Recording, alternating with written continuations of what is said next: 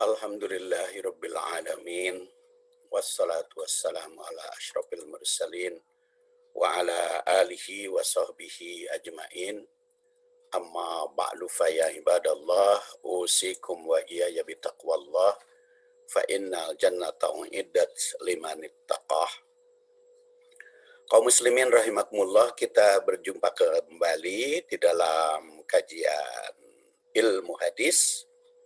Dan topik kajian kita hari ini adalah ilmu yang diperlukan di dalam meneliti hadis. Dan pada pertemuan yang lalu sudah saya bahas, pertama adalah ilmu rijalil hadis, kemudian al-jarh wa ta'dil, al-waqfan wal mubhamat, kemudian at-tashib wa ta'rib wa tahrib, ilalul hadis, dan sekarang adalah ilmu ghoribil hadis.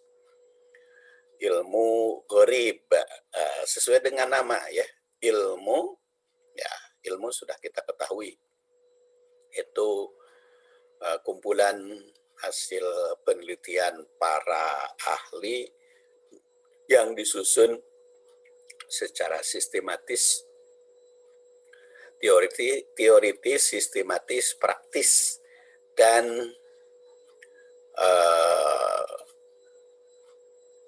bisa dipraktekkan atau bisa dimanifestasikan, ya. Dan sekarang ilmu gharib itu menurut bahasa berarti asing atau tidak dikenal atau tidak populer, itu gharib menurut bahasa. Walaupun sering dianggap tidak populer, walaupun populer. Ada sebuah hadis yang menyatakan al-Islam ja'a ghoriban. Islam itu datang secara gharib, tapi tetap akan dianggap gharib oleh masyarakat kebanyakan manusia. Guroba, sehingga jadilah guroba. Yang dianggap gharib itu artinya yang asing itu belum tentu tidak benar, dan yang populer belum tentu benar. Ya, baik, yang saya soroti di sini adalah ilmu ghoribil hadis. Ilmu ghoribil hadis oleh para ahli ditafsirkan adalah ibarah waqa'a fi mutun al-ahadis minal alfad al-ghamidah al-ba'idah minal faham likillatis ti'amaliha. Jadi ilmu ghoribil hadis itu adalah ilmu yang membahas ibaroh atau istilah-istilah atau vocabulary atau lafad-lafad, redaksi-redaksi yang tercantum di mutunil hadis, dalam redaksi hadis, minal alfad al-ghamidah al-ba'idah, yaitu seperti redaksi-redaksi yang ba'idah minal faham, yang sulit difahami karena jarang digunakan oleh masyarakat, jarang disebut atau jarang menggunakan kalimat tersebut, likillatis ti'amaliha, karena sedikit yang menggunakannya.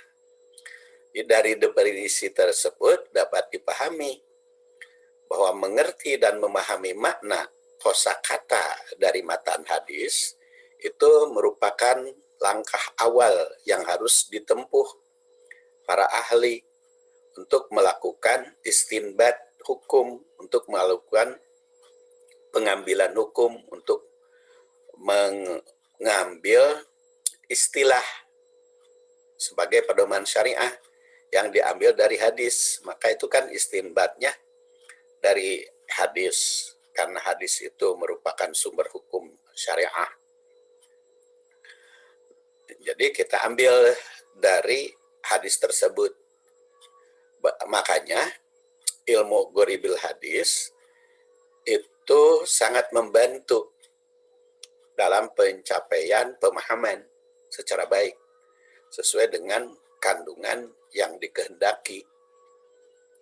Kan sering saya sebutkan istilah bahasa Al-Quran, bahasa hadis, kadang-kadang terdapat yang maknanya misteri gitu ya, maknanya harus diperdalam, harus difahami secara mendalam. Maka diperlukan adanya ilmu ghoribil hadis untuk memahami kata-kata yang termasuk asing, untuk kita bisa memperoleh informasi dalam langkah tahlil syarah. Jadi kan tahlil syarah itu disoroti dari sudut kebahasaan, dari sudut praktek yang digunakan di dalam bahasa tersebut. Nah, maka dalam ghoribil hadis ini bisa kita temukan. Ada memang ilmu ghoribil hadis yang cukup ringkas, karangan Al-Bukhari itu. Ya. Tapi tentu saja karena ringkas, maka maknanya juga cukup ringkas. Dan bersandar tentu saja atas pemahaman terhadap hadis tersebut. Kitab yang membahas ilmu ini cukup banyak. Ya, antara lain kitab Al-Faid fi Ghorobil Hadis, karangan Jamah Syari. Kemudian kitab An-Nihayah fi Ghoribil Hadis, Wal Asar, itu karangan Ibnu Asir yang wafat 606 Hijriah. Nah, kitab kitab Ad-Dar An-Nasir Takhlis Nihayah Ibratul Asar, karangan As-Suyuti. Jadi itu pentingnya ilmu ghoribil hadis, atau makna kata-kata istilah. Bahkan kalau Ustadz Abdullah bin Nuh itu pernah mengarang kamus, ya, kamus bahasa Arab. Itu ada kamus bahasa-bahasa populer, dari mulai bahasa Arab diterjemahkan dengan bahasa populer internasional. Ada juga yang mu'arab, yang di bahasa Arabkan. Itu kamusnya karangan Ustadz Abdullah bin Nuh. Tapi sekarang sedikit sekali ya di pasaran untuk menemukan buku tersebut. Saya juga dulu pernah punya kamus Abdullah bin Nuh itu, baik kamus bahasa Arab Indonesia, Indonesia Arab, maupun kamus bahasa Arab dengan bahasa populer. Kemudian karena maklum kalau yang namanya buku kan ada saja yang pinjem dan lain sebagainya, atau perpindahan tempat sehingga hilang tatkala mencari di berbagai tempat kesulitan. Menurut saya itu penting, ya, ilmu ghoribil hadis ataupun ghorib Al-Quran. Kalau ghorib Al-Quran itu juga sudah dibukukan, ya, ilmu ghoribil Quran. Kemudian ilmu yang berikutnya adalah an-nasih wal mansuh. Ilmu nasih wal mansuh, ilmu yubhasu fihi anin nasih wal mansuh minal ahadis. Itu ilmu yang membahas mana hadis nasih dan hadis mansuh dari hadis-hadis tersebut. Karena banyak hadis yang dimansuh oleh hadis lain. Antara lain yang sangat populer tentang nikah mut'ah. Nikah mut'ah itu kan hadisnya sahih, tetapi keberlakuannya sudah dihapus oleh Rasul. Atau ziarah kubur, Dulu dilarang oleh Rasul, sekarang diperintah. Jadi hadis yang melarang ziarah kubur dimansuh. Kemudian al-ma'u minal ma'i. Al-ma'u minal ma'i itu wajib mandi hanya keluar mani. Dimansuh oleh hadis Aisyah. Karena sekarang bukan hanya keluar mani wajib mandi itu, tapi karena gaul suami istri walaupun tidak keluar mani. Atau kurban di awal Futuh Mekah, kurban itu hanya segera dibagikan kepada umat sebelum 3 hari, maksud saya sebelum Futuh Mekah. Ya, sebelum 3 hari itu harus sudah habis, tapi setelah Futuh Mekah kan disimpan boleh, mau didendeng, mau direndang, mau di kornet, karena disabdakan oleh Rasul, wakulu minha wa atimu al-ba'isal wal fakir wa dakhiru. Ada juga yang mengatakan ilmu nasi mansu itu ilmu leti yub'su anil ahadis al-muta'aradah kali la yumkinu taufiq bainahuma min haisul hukm ala ba'dihima bi annahu nasih wa ala ba'diha al-akhar bi annahu mansuh. Fama sabata qaddamahu kana mansukhan wa ma ta'akhkhara kana nasikhan. Itu ilmu yang dibahas di dalamnya hadis-hadis yang kontradiktif antara satu hadis dengan satu hadis yang lain. La yumkinu taufiq bainahuma, dan sulit dikompromikan, sulit diambil titik temunya antara hadis yang satu dengan hadis yang lain yang kontradiktif itu. Di antara dua hadis tersebut, sehingga untuk mengambil hukum itu berkesulitan kalau tidak dimansuh salah satu ala ba'diha, karena ada nasih ala ba'diha, karena ada hadis yang menjadi nasih, yaitu yang menghapus atau yang membatalkan keberlakuannya. Al-akhir namun mansuh, karena yang lainnya itu harus dihapus keberlakuannya. Maka yang taqaddama, yang lebih dulu, karena mansuhon.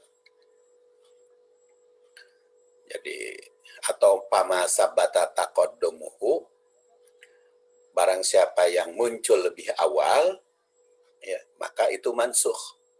Pama ta'akharahu, barang siapa yang lebih akhir, karena nasikhon, itulah yang nasih, yang berlaku. Tentu saja sebelum kepada nasih mansuh harus diawali dulu langkah-langkah sebelumnya, yaitu mulai dari thariqatul jam'i, ya. Jadi dikumpulkan, diambil kompromi antara hadis yang satu dengan yang lain yang nampaknya kontradiktif. Sebab kadang-kadang sebetulnya bisa dikompromikan. Contoh, Rasul kan bersabda, la yashrabanna ahadukum qa'iman faman nasya falyastaqi, barang siapa yang janganlah minum sambil berdiri, barang siapa yang lupa muntahkan. Tapi ada hadis yang kontradiktif dengan hadis tersebut, yaitu kata Ibnu Abbas, saya menyerahkan air zam-zam kepada Rasul,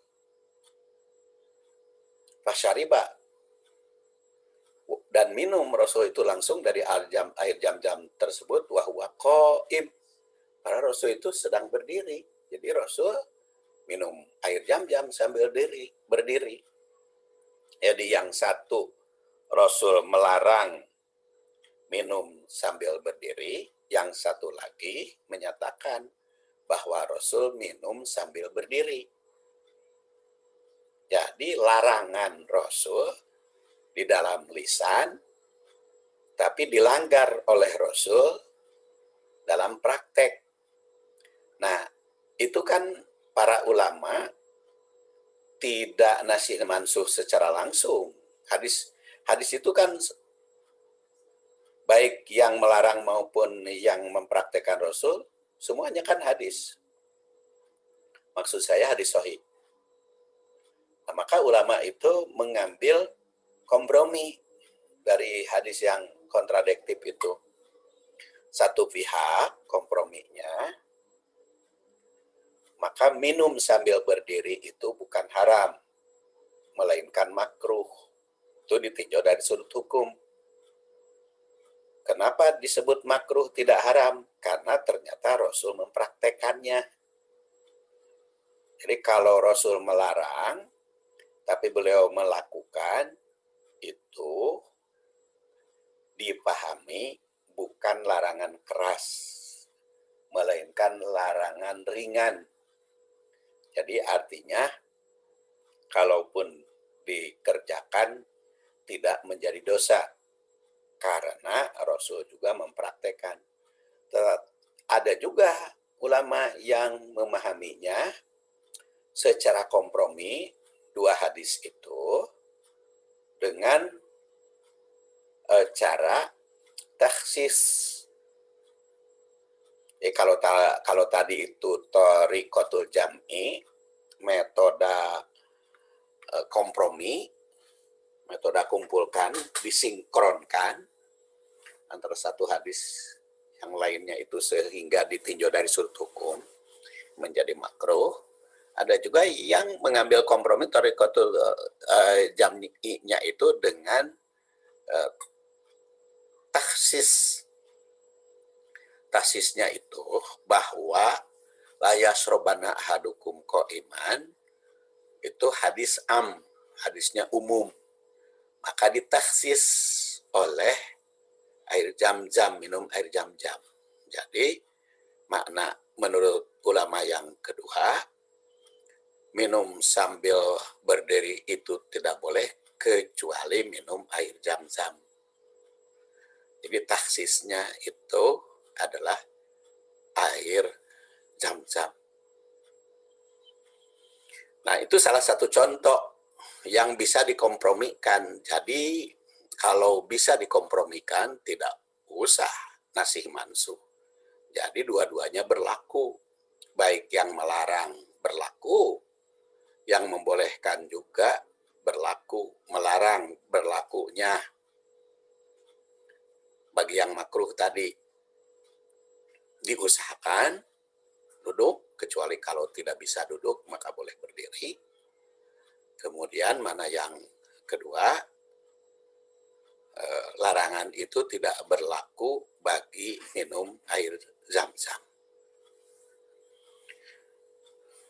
Nah, itulah hadis dua yang kontradiktif.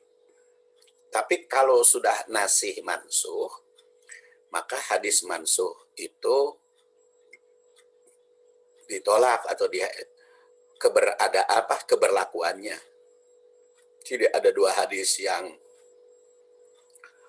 makbul bertentangan atau tanakud, yang tidak dikompromikan atau tidak bisa dijamak.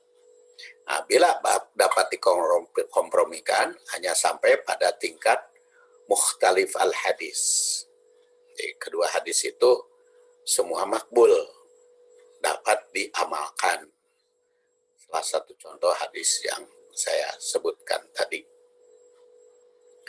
Dan an-nasih wa mansuh, bila tidak bisa dijama, dikompromikan, hadis makbul yang tanakud tersebut ditarjih, dicari paling mana yang paling kuat. Jika tidak bisa, maka jalannya adalah masih nasih mansuh.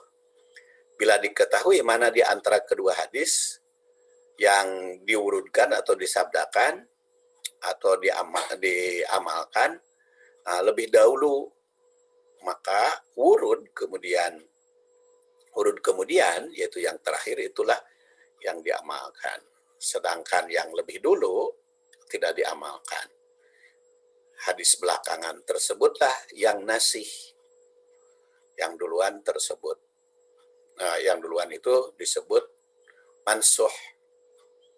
Salah satu contoh tadi tentang air jam-jam, kalau Ibnu Abbas meriwayatkan bahwa Rasul minum air jam-jam sambil berdiri, kan sudah pasti waktu Rasulullah SAW ibadah haji itu berlaku, karena minum air jam-jam kan dibicarakan oleh Ibnu Abbasnya ketika ibadah haji, sedangkan ibadah haji itu kan terakhir dilaksanakan oleh Rasul.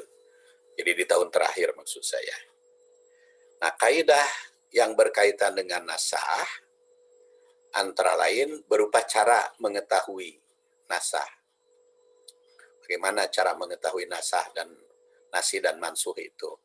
Yakni penjelasan dari Rasul, keterangan atau keterangan sahabat, dan tarikh datangnya matan yang dimaksud. Dan itu cukup banyak kitab hadis nasih mansuh. Umpamanya kitab Nasih wal Mansuh karangan Ahmad bin Ishaq Ad-Dinari yang wafat 318. Kemudian kitab Al-I'tibar fin Nasih wal Mansuh min al-Asar karangan Abu Bakar Muhammad Ibnu Musa Al-Hazimi 4584 Hijriah. Ada kitab Nasakhul Hadis wa Mansuhuhu, itu karya muhaddis Irak Abu Habsin yang 297 sampai 385. Itu diantaranya ya. Kemudian ilmu berikutnya untuk meneliti hadis tidak kalah pentingnya adalah ilmu asbab wurud hadis. Asbab itu jamak dari sebab. Wurud muncul atau disabdakan atau dipraktekkan oleh Rasul al-hadis. Jadi kalau di dalam Al-Quran ada ilmu sababin nuzul, asbabin nuzul, kalau hadis ilmu asbabil wurud. Ulama itu membedakan kepada Al-Quran dengan hadis.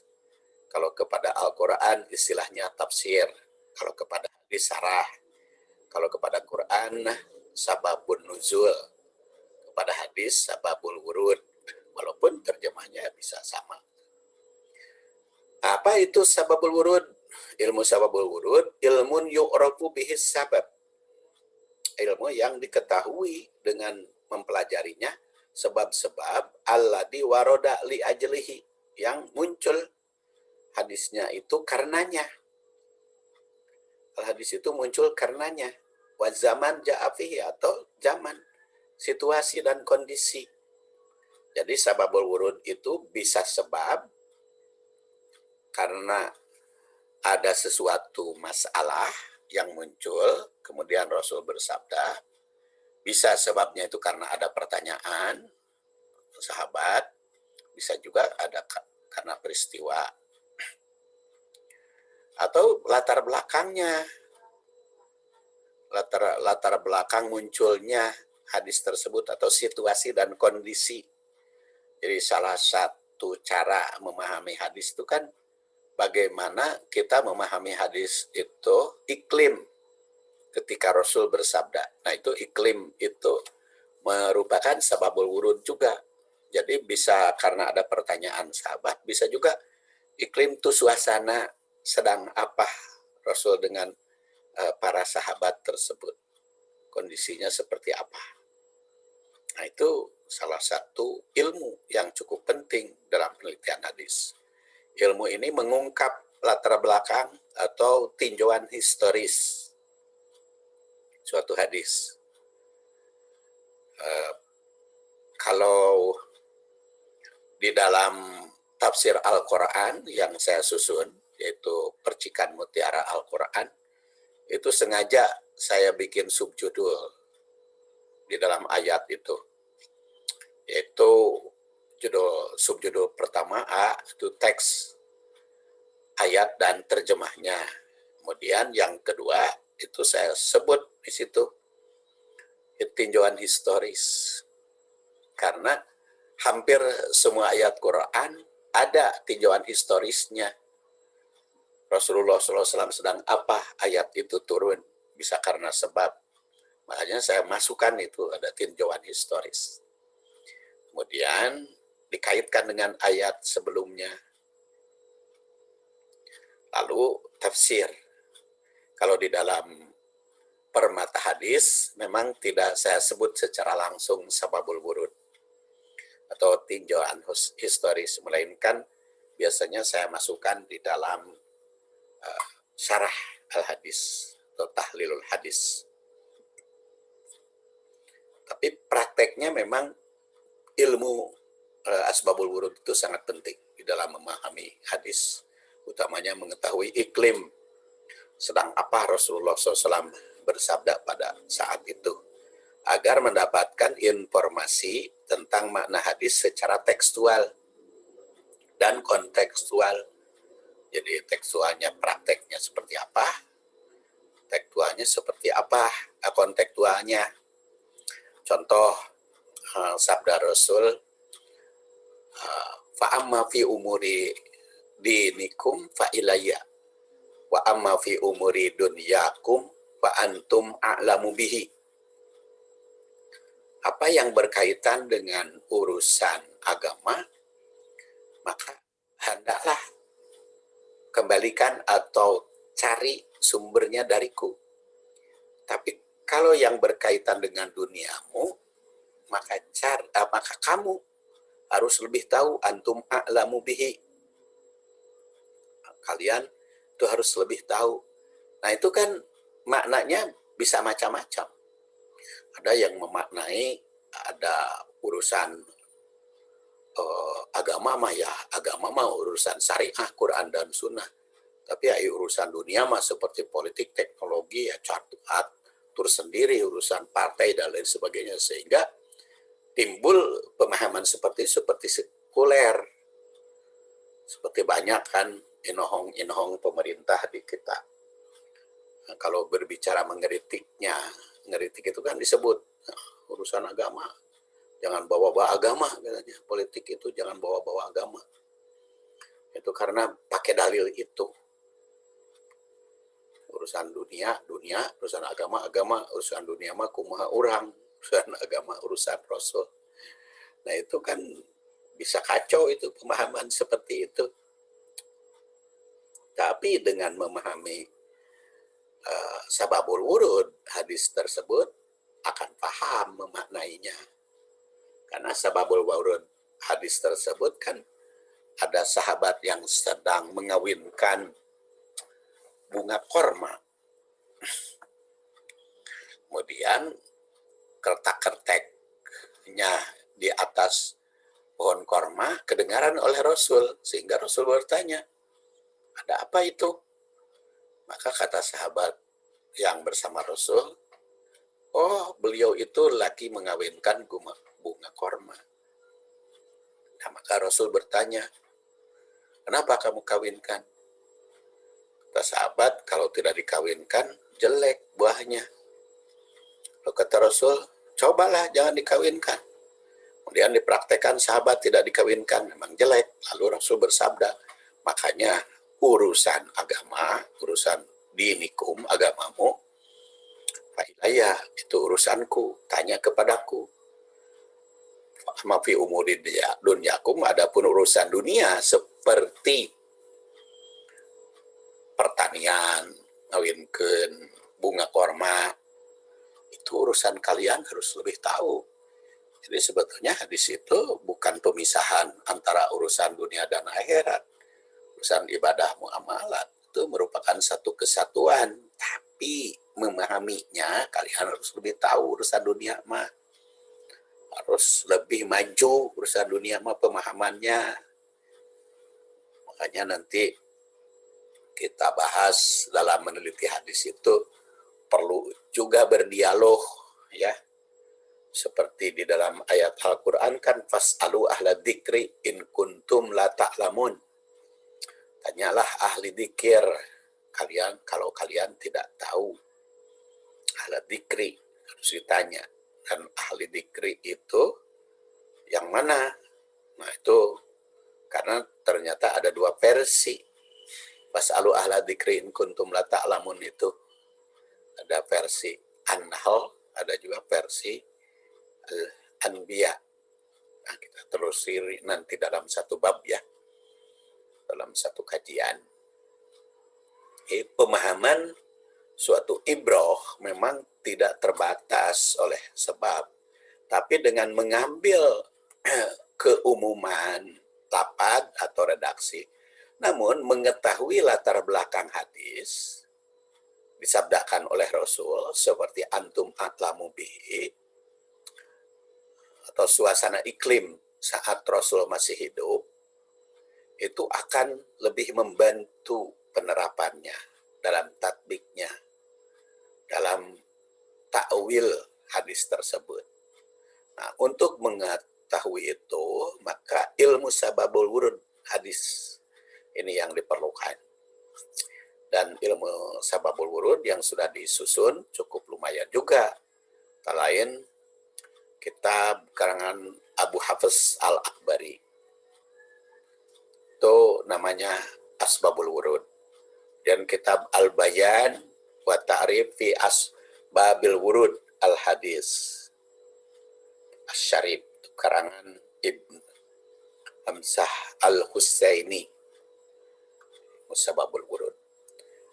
Kemudian ilmu mukhtalif al-hadis. Ilmu mukhtalif al-hadis adalah al-ilmu ladzi fihi al-ahadis allati dhahiruha mu'atta'aridah fayazilu ta'aruduha ayyufiqu bainaha kama yubhasu fil ahadis allati yashkil fahmuhuma au tasawwuruha fayudba'u syakluha li tahqiqiha, yaitu ilmu yang dibahas atau mengutarakan hadis-hadis yang lahiriahnya kontradiktif, lahiriahnya bertentangan. Tapi dengan mukhtaliful hadis, dengan ilmu ini, kita bisa menghilangkan ta'arudnya,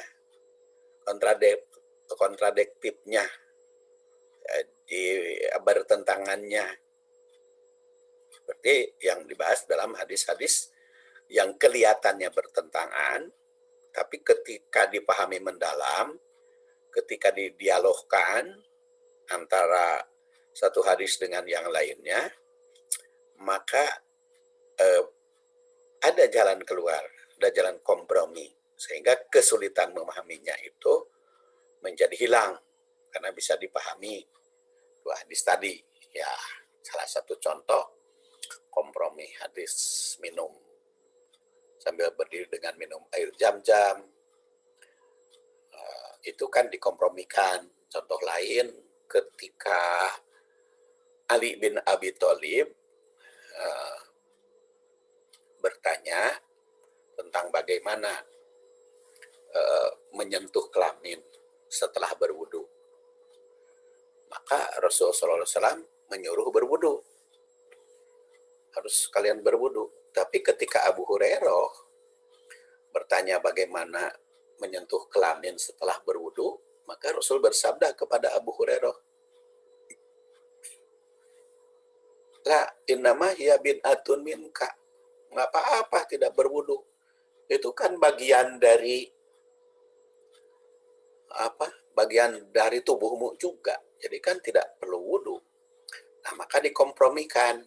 Oh, berarti kesimpulannya kalau menyentuh kelamin itu tidak wudu juga nggak apa-apa, dan nggak batal wudunya. Cuman kalau mau wudu, wudulah, tapi bukan karena batal, tapi karena memperbaharui wudu, itu diperbolehkan. Itu namanya mukhtalif setelah dikompromikan. Jadi ta'arud atau bukan nasih mansuh, tapi mukhtalif al-hadis.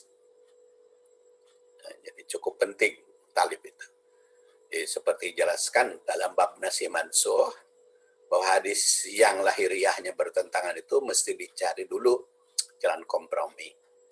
Jika tidak bisa dikompromikan, maka jalan tarjih, mana yang paling sahih. Jika ternyata semua sahih, maka cari jalan nasih mansuh. Tapi kalau bisa dikompromikan, maka mukhtalif. Dan kitab yang disusun berkaitan dengan mukhtaliful hadis itu, antara lain kitab Ikhtilaf al-Hadis, karangan Imam Syafi'i, yang lahir 150, wafat 204. Kemudian ada kitab Ta'wil Mukhtalif Hadis, karang Abdullah bin Muslim Kutaibah. Dan beliau 213, wafat 276 Hijriah. Ada lagi kitab Mushkilul Asar, karangan Imam Abu Ja'far Muhammad At-Tahawi. Ada kitab Mushkil Hadis Wabayanuhu, karangan Imam Abu Bakar Muhammad Al-Hasan. Itu mukhtalif al-hadis. Itu juga bisa kita lihat di jilid pertama Fathul Bari, ya. Kemudian ilmu berikutnya adalah ilmu mustalah ahli hadis. Mustalah adalah istilah, ya. Itu ilmun yubhasu fihi amma astalaha alaihil muhaddisun wa ta'arufu fima bainahum. Itu ilmu yang membahas tentang istilah-istilah yang digunakan oleh para muhaddis, ahli hadis, dan memahaminya makna yang dimaksud oleh para ulama tersebut.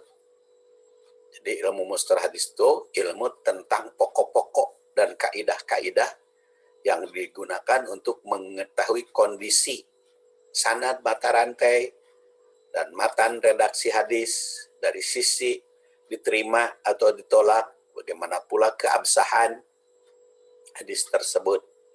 Istilah-istilah termasuk juga istilah yang digunakan oleh para ulama di dalam al-jarh wa ta'dil. Kemudian istilah-istilah yang sering disebut di dalam pemahaman hadis. Objek pembahasannya adalah sanad dan matan. Dari sisi diterima atau tidak, manfaatnya dapat membedakan hadis yang sahih dan dhaif atas dasar istilah-istilah tersebut. Namun ada pula ulama yang menerangkan bahwa segala ilmu yang berkaitan dengan hadis ditinjau dari sudut keabsahan, baik ditinjau dari sudut kuantitas rawi, kualitasnya, serta makbul atau mardud, diterima atau ditolak suatu matan hadis, maka itu disebut mustalah hadis. Jadi ada ulama yang berpendapat justru mustalah itu segala ilmu yang penting dipelajari dalam meneliti hadis itu ilmu mustalah. Dan kitab mustalah hadis cukup banyak, antara lain kitab Tawjihun Nadar fi Usulil Asar, itu karangan Syekh Tahir Al-Jazairi. Ada kitab Qawaidut Tahdis, karangan Al-Alama Jamaluddin Al-Qasimi. Walaupun seperti tadi saya katakan bahwa ada yang memahami mustalah hadis itu seluruh ilmu yang berkaitan dengan penelitian hadis.